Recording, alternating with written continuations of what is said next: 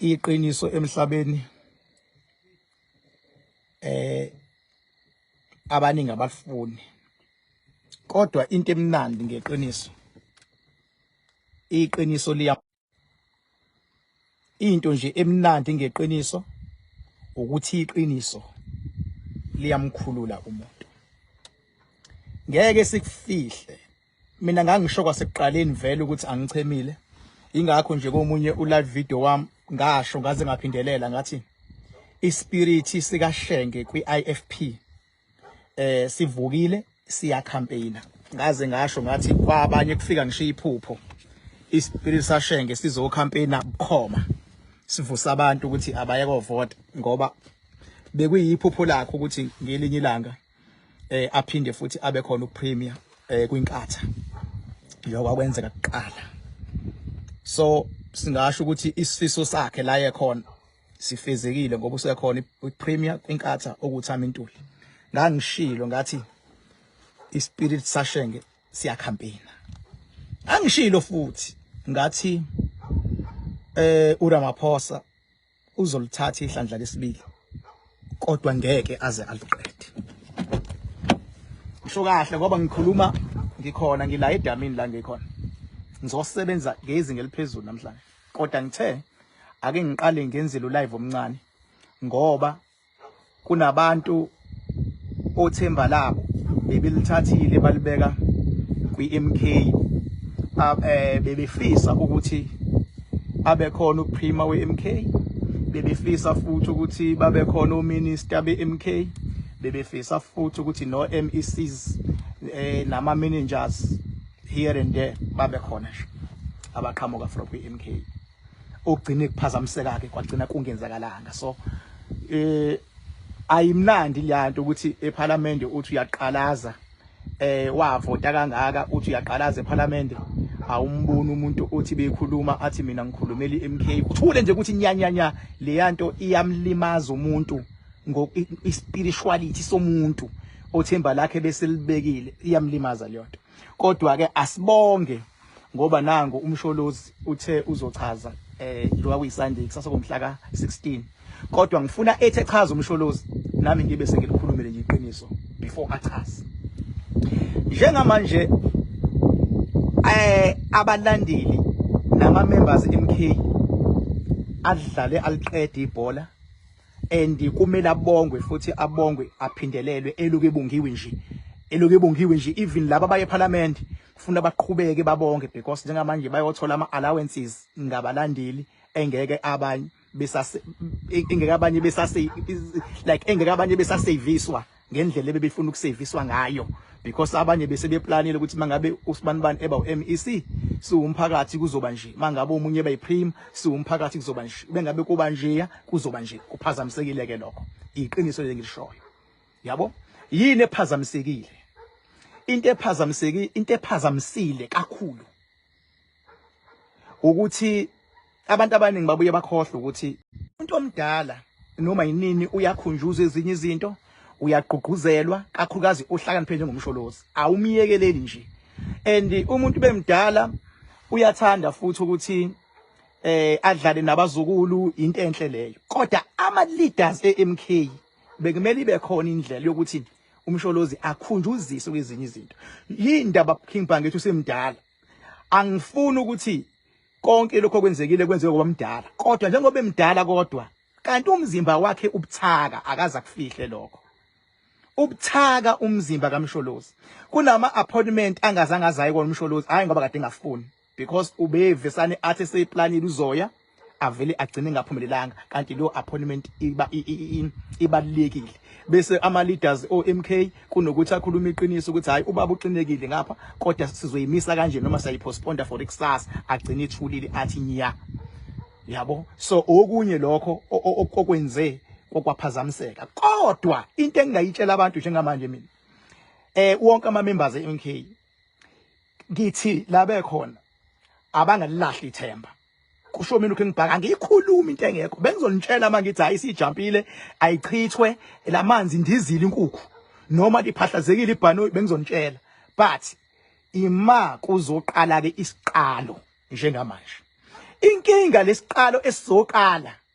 hey uyayazi umalema ipolitiki manje umalema uyasibona ima kuzoba isiqalo ima kuzoba nama structures abonakalayo ima kuzoba ne leadership ebonakalayo ima kuzoqala ila abalandeli MK la bedingeka khona ke kodwa because ngeke kubalekela ukuthi umsholozi njengoba kumakhaza kanje ubuye amakhaza amngene kuvuke lokho nalokhuyana ngoba iminyaka isithe ukuthi kumele kwenzekeni kumele umsholozi kube nomuntu oyedwa amthembayo ozomenza abe upresident weqembu okuzoba uyena ozothwala wonke umthwalo bese nikwe ithuba lo president ayihlelele yena icabinet yakhe within the MK King Park ukhona yini omcabangayo ngangishilo verse ngathi becabanga uMogoeng ngathi ngeke azakwazi uMogoeng because naye unama agendas akhe uyabo and futhi unokholo lwakhe unezinto athembela kuzona unabantu abamngungela abaningi umuntu mina ozokwazi ukuyisa iMK la abantu bene vision okuyakhona nala umsholozi ene vision ukuthi iye khona qeda ngabenza ubuxoki obukhulu yilo baba lo owazi waphucwa amandla akhe umsebenzi ekuthiwa uJudge uHlophe uyabona umsholozi engase le video yami ifike kuyena ngiyazi verse naye ukuthi baningi abantu abasemqondweni abacabangayo ukuthi obana ngabathemba ngithi mina njengo King Bhaka msholozi kumina ngiyibheke esigodlweni ngayibheka phi umoya okwazi ukulwa walahlekelwa ezinye izinto zawulwela yena yile kuthiwa uJudge uHlophe uJudge uHlophe uzokwazi ukubhekana nalempi enkulu ezayo ngoba khona impi ekhona and impi eyingozi ayikho lapha ya ngitshela iqiniso mina mawungalifuni futhi ifokofo ngoba ngibheka ngokwamoya lento impi eyingozi enkulu ayikho lapha ya kuleya GNU efonyiwe in fact leya GNU yabo iyona futhi ezophazamisa amandla abo going forward yabo iyona ezophazamisa amandla abo abalapha ya going forward but not now not tomorrow but one day kodwa akuyoni leyo impi esiseceleni impi eyingozi ile ye MK ne EFF khona impi lapha baba kade ngiyibuka kahle esigodlweni khona impi umehluko impi lapha ya idlalwa inkunzi umalema angilo ngasho njalo and inkunzi umsholozi uyabona lo mthetho apply umalema njengamanje after iMK imphucile abantu ngoba ngesiqhamba manje iMK idilile nabalandeli ekade bevotela iEFF yababuyisa ngapha yangagcina lapho iMK yaze yaphinda yayomgudluza ku number 3 kwangena wona iMK waba number 4 national impi ke leyo baba ukuthi impi oyibona kanjani kodwa ngokuthi umalema unepower izimpa akayithathi ngalendlela umuntu ongena power ithatha ngayo ingakho ehlisa umoya wenzani wasupport iMK njengoba support iMK umalema yini ayifunayo yena useyibukile iMK wabona la like la bengekho fitting ngakhona wabona la befike basale khona wabona la bengekho competence ngakhona waseyabothi la ngizocapitalize angivele ngihlangane nalabantu kodwa ukuhlangana kaMalema nalabantu ulanda abantu bakhe niyoyibona one day into engisho because mangenzeka one mistake kwi-MK njengamanje one mistake kwi-MK iphazamiseka nje lathizeni ngenze sibonela ngisho kuzoba njalo bonke inqwaba yabantu ingancamela ukuyovotela iEFF uyawina koMalema lapho kodwa ipolitiki ejalo Malema ngiyithanda mina ipolitiki ejulile ipolitiki ematured ipolitiki ethi ungalwi wena ehlisa umoya ukuze unqobe njengoba ethi sila umoya ngoba mangabe kuposta uMalema manje usungaweza ama-MK ethi comrade ethi hawu nansi-ke indoda nansi indoda mangathiwa one mistake MK yaphazamiseka nongayiphi indlela abantu bazothi beyongena kwi-EFF useyawina uMalema mase ngiyabuya ngifuna nje ukuthi nawo uMalema ngithi ukumthinta kancane ngoba ngiyabhilivela kwipolitiki yakhe mina as King Bhaka nasesigodlweni futhi kuyabhilivelwa kuyona njengoba ngibhilivela kwekamsholozi mase ngibhilivela kuyamaqabane engangilongishilo ANC ukuthi ukuba defeater into engekho lula because yila maqabane ayimimoya imimoya imimoya baba ifana makuthiwa endlini yakho khona umoya ongenayo uthi kade ubeke imali yakho la wafica isekho kade ubekhiwe emoto la usekho kade ubekeni imaqabane ANC lawa agangile ilawa akwazi ukukhwabanisa ilawa akwazi ukuntshontsha ilawa akwazi ukudistractor ilawa akwazi ukudlala irobhani nje ngayisho as early as possible ilawe ANC agudi ezintweni ezithinta irobhani noma ungathiwa kubalwe phansi azophinda robhe kuthiwa kuphinde kubalwe azophinda robhe yabo until adinwe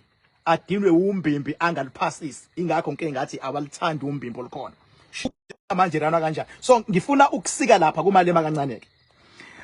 iidea kamalema eyokuthi akuvula ama borders akuvulela abantu bokufika abangene iidea emnandi leyo umuntu ocabanga big ngoba sonke siba mnyama kodwa empilweni ayikho into ebalekile njengokuthi uzazi ukuthi ufunani khona into ezama short term goal kube khona izinto ezama long term goal kwi short term goal understand ukuthi yini ozokuthola kalula bese ukusavisa kanjani kwi long term yini into oyithola kodwa ngelinye ilanga ungenze ugcina ungayitholanga futhi lento yokufuna ukuvula amabhoda into ye long term engekho lula ayikho lula le nto yini king bhaki ingabi lula anginenzele kanje ngizoyichaza ngokwe spirituality uyabona izilwane zako Zimbabwe nezilwane zako Nigeria negebengu zako Zimbabwe negebengu zako Nigeria o Mozambique izinga lazo zingaphezulu kwabantu base South Africa ingakho kuqala umuntu bethi befuna izilwane ubephuma aye ngaphandle ayofuna izilwane azokhuluma nazo le South Africa awukwazi ukuthola izilwane kumuntu ozokhuluma nazo ilevel yala ayibavumela abantu lana ukwazi ukuthola imimoya ukuthi okay uthwebula ithuna lomuntu uhambile wayothwebula into ezilapha emgedeni wathwebula into enjeyana uyabona wahamba wayemzini nomuntu obathakatha kanjeni kusetshenzwa ngemimoya ingakho la engekho umuntu ongama athi king bhaka mina nginento engikhuluma nayo engiyibonayo akekho kodwa amazwe angaphandle banezilwane ezingaphezulu kwalizala banalezilwane osakwazi ukuyibona uma eyangana noma nizongizwa yini uma uthi wena uvulela abangaphandle kusho ukuthi uvulela ukuthi angingene ngishilwane zize ngaphakathi engeke zilawuleke asishiyeke yelwane ngoba imimoya leyo ngeke bayiunderstand abantu asikhulume ngokomuntu ke manje abantu bangaphandle banenhlanhla ukuthi mabefunde ezikoleni zabo bafundiswa amakhono amaningi umuntu eyedwa iadvantage kanti thina la besasalele ubusafundela leyo nto nje futhi mawufundela ubufuna ukuba uthisha uyabona ufuna ukuba udokotela uyabona ufuna ukuba ukusebenza emahhovisi ufuna ukuba business bani besikulapho lokho ukuthi ngempela ungakwazi ukufundela lemisebenzi eyokwakha eyokwenza ilokhuzana ama civil bani ngezinga eliphezulu and stuff leyo nto ifundelwa kakhulu kulamazwe ngaphandle uma uthatha labantu uthi abangeni ibudlapha la ngaphakathi automatically umuntu oyedwa uzofika akhindle aphinde yena futhi afaka ama tiles aphinde yena futhi afaka ugesi uyabona yini ukuthi ngempela kunomuntu oyedwa oqhame ngaphandle oseyiqeda imisebenzi yabantu bangaphakathi asisho ukuthi abangavunyelwa okwamanje sithi abangene kodwa ngokwe permit